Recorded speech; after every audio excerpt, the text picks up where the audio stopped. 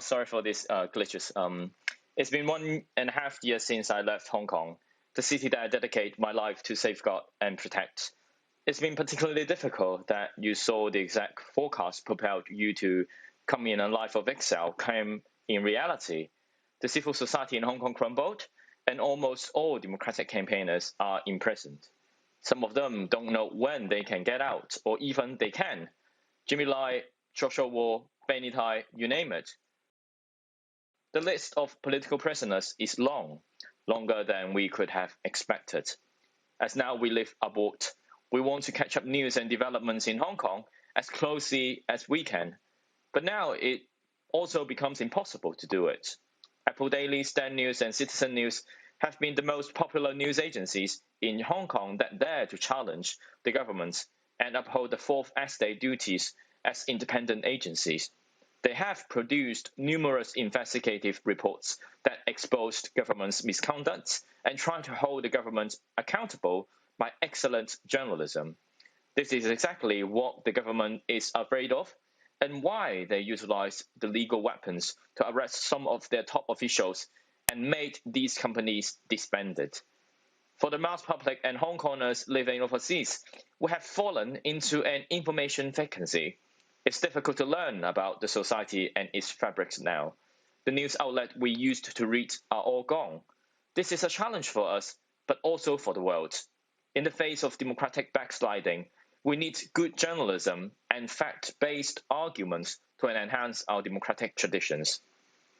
For Hong Kongers, at least we are witnessing that the world has changed. Policymakers in the West are getting more aware of the authoritarian expansion from the People's Republic of China under the Chinese Communist Party and starting to raise awareness over the dangers to the democratic communities.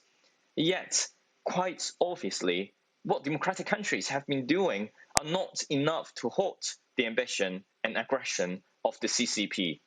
The fall of Hong Kong's freedom and civil society is the best example to demonstrate Beijing's aggression. CCP is now very confident over its more technologically advanced and sophisticated Orwellian model. They even wrote into their constitution that they need to have its confidence over their political system and pathway towards the future.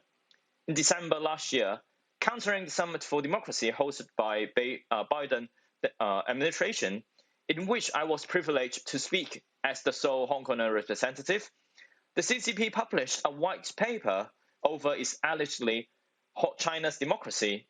They claim that China's democracy is the one that works. They tried to redefine democracy.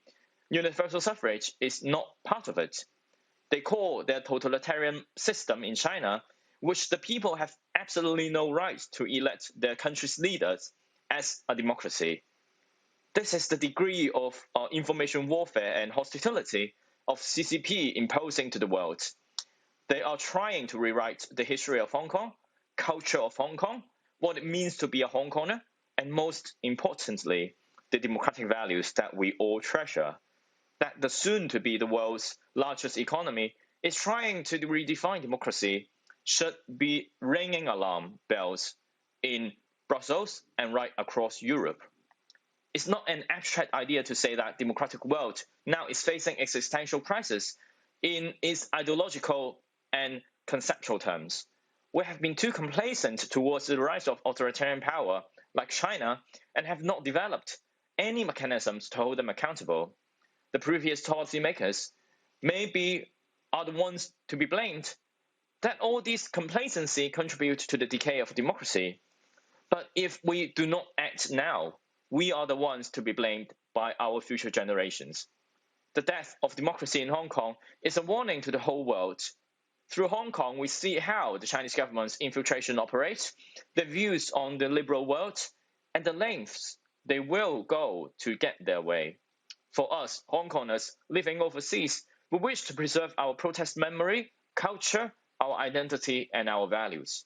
These elements cement us all together, and the CCP tries to destroy them. I hope that no matter our diasporic community goes, our next generation can still claim themselves as Hong Konger. I wish one day when I met a random person in Europe, they recognize that we are a distinct community that they would greet us with 你好 in Cantonese instead of 你好 in Mandarin. Our identity that centralized in preserving our democratic and liberal values is our greatest weapon against the totalitarian PRC regime. Regarding to the stance of the European Union, we should step up our response to the human rights violation in China and try our best to hold the CCP accountable for their abuses. They have sanctioned parliamentarians, think tanks, and academics in order to intimidate us. The Chinese government's attempts to silence democracy may seem laughable and even childish, but we cannot afford to be naive. Tragically, Hong Kong had to learn this lesson the hard way. I hope that Europe will not have to. We must not back down and not be silenced. If Europe truly wishes to stand in solidarity with Hong Kongers, and if it is serious about protecting its deeply cherished democracy, it must start asking itself some difficult questions. What routes will EU member states open to give access to Hong Kongers, especially young people, fleeing the Chinese government's oppression? Will EU member states finally suspend their extradition treaties with China and Hong Kong, the agreements which put me and other Hong Kong activists' safety at risk while traveling around Europe? Will the EU hold Carrie Lam and other Hong Kong officials to account for their failure to uphold human rights in Hong Kong through imposing Magnitsky-style sanctions? Will the EU make clear to the Chinese government that being respected as a partner on the world stage is conditional on upholding human rights and international treaties, including Hong Kong? Can a government which tries to destroy and redefine democracy and human rights in Hong Kong and China be anything other than a systematic rival? I hope all of you can continue to support Hong Kong's democratic struggles and defend our shared values. Stand with Hong Kong, fight for freedom. Thank you so much. Thank you, Nathan. I will give